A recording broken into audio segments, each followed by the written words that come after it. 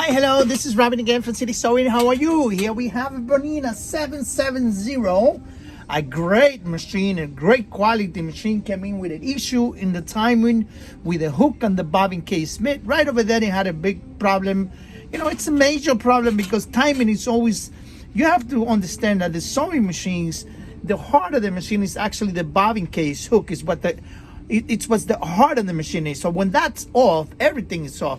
You know, hopefully I was able to put it back together. The machine is sewing very nice. You're getting it very nice, very quiet, completely quiet. The way it's supposed to sounds is it has a very nice stitcher. Let me show you right now. Clean.